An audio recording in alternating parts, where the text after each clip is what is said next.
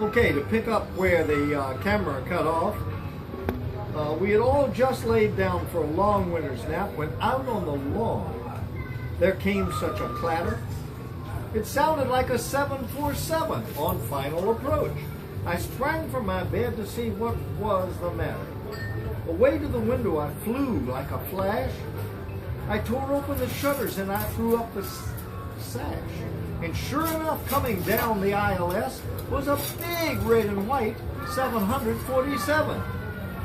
The moon on the crest of the new fallen dirt gave the luster of midday to the objects below.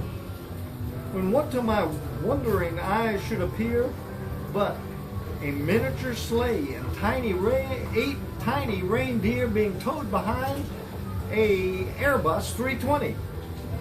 With a little old driver so lively and quick, I knew in a moment it must be St. Nick. More rapid than cursors, more rapid than a Lear 35 they came. And he whistled, and he shouted, and he called them by name. Now Dasher, and Dancer, and Prancer and Vixen, on Comet, on Cupid, on Donner and Blitzen. To the top of the porch, to the top of the wall, now dash away, dash away, dash away all. As dry leaves before the wild hurricane fly, when they meet with an obstacle, they fly up to the sky. So up to the housetop the cursors they flew, with a sleigh full of toys, and St. Nicholas too. And then in a twinkling I heard on the roof the thunder and prancing of each little hoof. I drew in my head and I was turning around, and just then down the chimney St. Nicholas came with a bound. He was dressed all in fur from his head to his foot. He must have been sweltering in this tropical heat. And his clothes, they were all tarnished with ashes and soot. Yeah, my chimney's pretty dirty, that's a fact. A bundle of toys, though, he had on his back. And he looked like a peddler just getting ready to peddle his sack. His eyes, how they twinkled, and his dimples, how merry.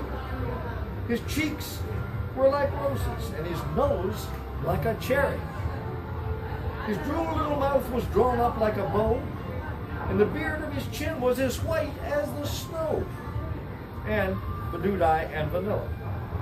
The stump of his pipe he held tight in his teeth, and the smoke it encircled his head like a wreath. He had a broad face and a round little belly, kind of like this belly I found here in Mindanao, that shook when he laughed like a bowl full of jelly. I know how that works. He was chubby and plump, a right jolly old elf. And I laughed when I saw him, in spite of myself. I know what he means. In a wink of his eye and a twist of his head, I soon knew that I had nothing to dread from this jolly, chubby old fellow. He spoke not a word to me or anyone. He went straight to his work and filled all the stockings, and turned with a jerk, and then laying a finger aside of his nose up the chimney he rose, and he was gone. And giving a nod, away he did spring. To his sleigh he ran and gave a whistle, and away they all flew like the down on a thistle. But I heard him exclaim as he drove out of sight, "Happy Christmas to all, and to all a good night." And from the Yelinek family in Davao City to the Yeleniks all over the world, Merry Christmas, and we all pray that we can all be together as soon as possible. Good night, all.